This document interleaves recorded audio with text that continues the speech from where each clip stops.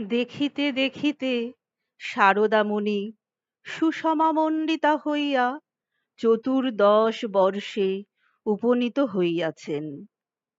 এমন সময় প্রায় ৭ বৎসর পরে গদাধর জন্মভূমি সন্দর্শনে আসিলেন। এই কয় বৎসরে তন্ত্র ও বেদান্তের কি কঠোর সাধনাই না তিনি করিয়াছেন।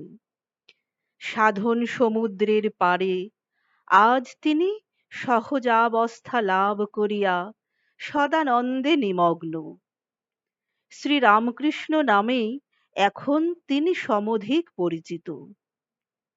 সঙ্গে আসিয়াছেন তাঁহার তন্ত্র সাধনার গুরু ভৈরবী ব্রাহ্মণী এবং ভাগিনেয় হৃদয়।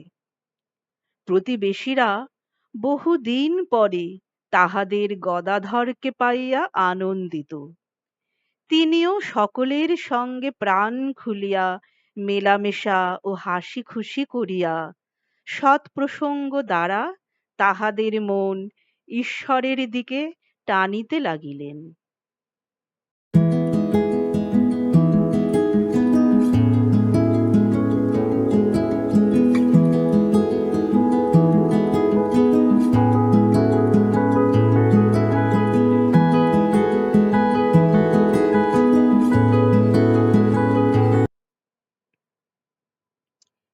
এই আনন্দের হাট পূর্ণ করিবার জন্য জয়রামবাটি হইতে শারদামণিকে কামারপুকুরে আনা হইল। এই সময়েই শ্রীরামকৃষ্ণ তাহাকে সহধর্মিণী রূপে গড়িয়া তুলিবার দিকে মন দিলেন। কি করিয়া প্রদীপের সলতে পাকাইতে হয়, কিভাবে কখন কাহার সহিত কেমন ব্যবহার করিতে হয়, কিভাবে ভগবানের ধ্যান ধারণা করিতে হয়, সব তাহাকে শিখাইতে লাগিলেন। শারদামণিও নীরবে শিষ্যার মতো সব শিখিতে লাগিলেন। একদিন জীবনের উদ্দেশ্য ও আধ্যাত্মিক সাধনা সম্বন্ধে শ্রীরামকৃষ্ণ বলিলেন, চাঁদ মামা সকলেরই মামা, তেমনি ঈশ্বরও সকলের অতি আপনার।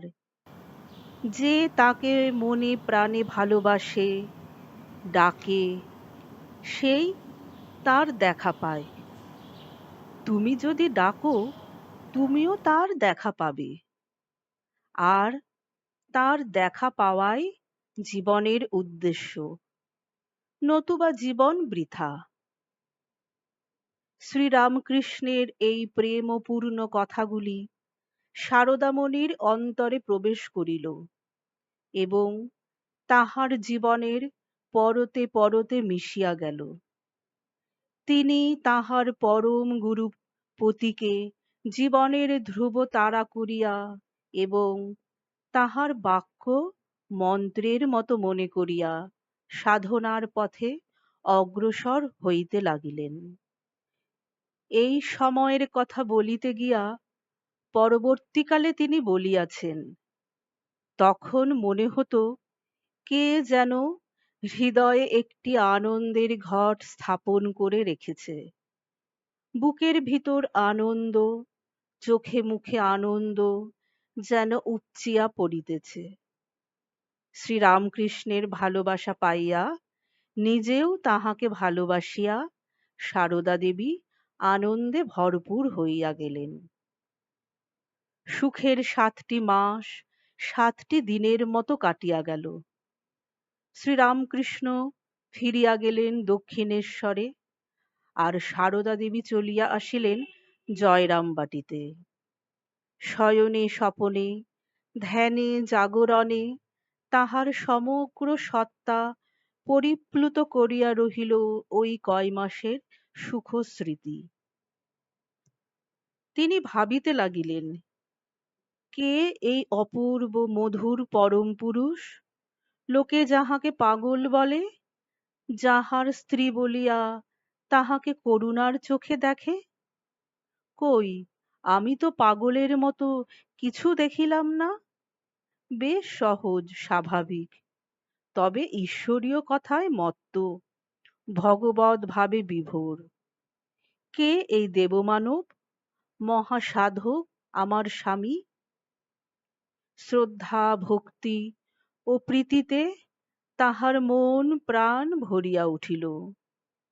একটা সার্থক গর্ব ও গৌরব সর্বদা ঘিরিয়া থাকিত, যাহার বলে সংসারী লোকের উপহাস তিনি নীরবে উপেক্ষা করিতে পারিতেন। দিনের পর দিন আবার কাটিতে লাগিল, কিন্তু এবার যেন দিন কাটে বছরের মতো। আবার কবে তিনি আসিবেন, আবার কবে কাছে ডাকিবেন, এই এক চিন্তায় সারদা দেবীর মনকে আচ্ছন্ন করিয়া রহিল। মনে দৃঢ় বিশ্বাস, যিনি এত ভালোবাসিয়াছেন তিনি নিশ্চয়ই সময় হইলেই আবার কাছে ডাকিয়া লইবেন। কিন্তু কই, এক দুই তিন করিয়া 4টি বছর কাটিয়া গেল, তিনি তো ডাকিলেন না, আহ্বান তো আসিল না। তবে কি তিনি ভুলিয়া গেলেন? না লোকে যাহা বলে তাহাই ঠিক?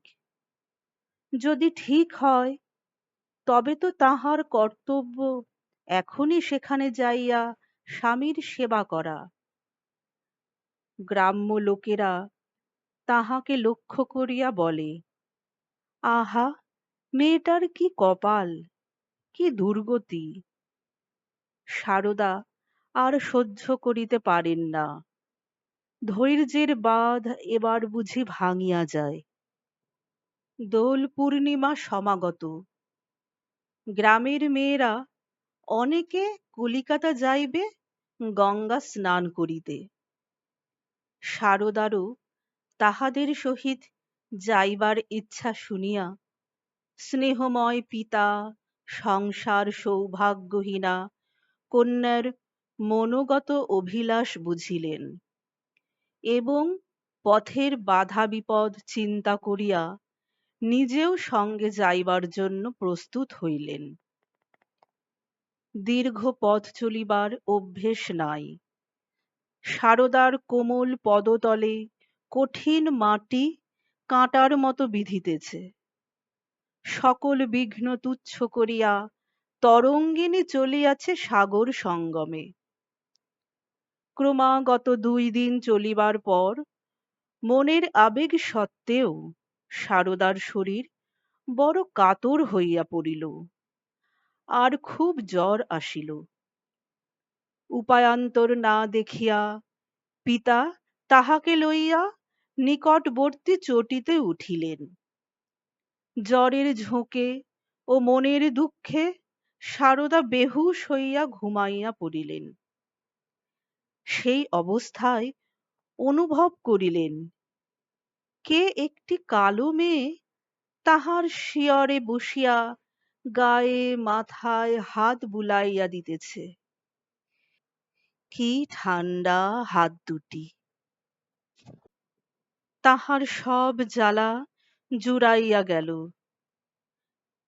তিনি তাহাকে জিজ্ঞাসা করিলেন, কে গা তুমি? কোথা থেকে এলে? মেয়েটি বলিল, আমি তোমার বোন, দক্ষিণেশ্বর থেকে আসছি। সারদা বলিলেন, আহা, দক্ষিণেশ্বর থেকে আসছো? তিনি কেমন আছেন? আমার আর সেখানে যাওয়া হলো না, তাকে দেখা হলো না, তার সেবা করা হলো না। কালো মেয়েটি বলিল, সে কি, তুমি ভালো হয়ে দক্ষিণেশ্বরে যাবে, তাকে দেখবে, তাকে তো আমি তোমারই জন্য আটকে রেখেছি। ও, তাই নাকি? একটা আবেশে এই কথা বলিতে বলিতে সারদা আবার ঘুমাইয়া পড়িলেন। সকালে দেখা গেল জ্বর ছাড়িয়া গিয়াছে। পিতা পুত্রী ধীরে ধীরে চলিতে লাগিলেন। কিছু দূর যাইতেই একখানা শিবিকা পাওয়া গেল। উহাতে উঠিয়া সারদার আবার জ্বর আসিল। পাছে বিলম্ব হয়, এই ভয়ে পিতাকে কিছু না বলিয়া সারদা চুপ করিয়া বসিয়া রহিলেন। সারাদিন চলিয়া রাত্রি প্রায় ৯টার সময় তাহারা দক্ষিণেশ্বরে পৌঁছিলেন। সহসা সারদামণিকে জ্বর গায়ে এইভাবে আসিতে দেখিয়া শ্রীরামকৃষ্ণ উদ্বিগ্ন হইলেন। নিজের ঘরেই তাহার থাকিবার ব্যবস্থা করিয়া দিলেন। পথ্যাদি গ্রহণের পর তাহার পথক্লান্তি দূর হইলে শ্রীরামকৃষ্ণ বলিতে লাগিলেন, আহা, এতদিন পর তুমি এলে, আর কি আমার সেজবাবু আছে যে তোমার যত্ন নেবে? সেজবাবু মথুরামোহন বিশ্বাস, রানী রাসমণির সেজ জামাই, মন্দিরের দেখাশোনা করিতেন এবং শ্রীরামকৃষ্ণকে দেবতা জ্ঞানে সেবা করিতেন। কিছুদিন পূর্বে তাহার দেহান্ত হইয়াছে। যাহা হউক, শ্রীরামকৃষ্ণই সারদামণির ঔষধপথ্যের বিশেষ বন্দোবস্ত করিয়া দেখাশোনা করিতে লাগিলেন। জ্বর ৩-৪ দিনের মধ্যেই সারিয়া গেল। সারদামণি স্বামীর এই যত্ন ও ভালোবাসা পাইয়া বুঝিলেন, তাহার প্রাণের দেবতা আগের মতোই আছেন। বাহিরের খোঁজ খবর লওয়া না থাকিলেও অন্তরের যোগাযোগ ঠিকই আছে। একদিন একান্তে শ্রীরামকৃষ্ণ তাহাকে জিজ্ঞাসা করিলেন, কি গো, আমাকে সংসারের পথে টেনে নিতে এসেছ? সারদামণি উত্তর দিলেন, তোমাকে সংসারের ভেতর টানব কেন? তোমার জীবনের ব্রতে সহায় হতে এসেছি। শ্রীরামকৃষ্ণ নিশ্চিন্ত হইলেন। অনতি দূরে নহবতে স্বীয় জননী চন্দ্রমণি দেবীর কাছে সারদা দেবীরও থাকিবার ব্যবস্থা করিলেন। সেই স্থানে থাকিয়া সারদামণি মনের আনন্দে শ্বশ্রুমাতা ও স্বামীর সেবায় মগ্ন রহিলেন। রামচন্দ্রও কন্যার এই পরম সুখ দেখিয়া শ্যামাসুন্দরীকে সংবাদটি দিবার জন্য জয়রামবাটিতে ফিরিলেন।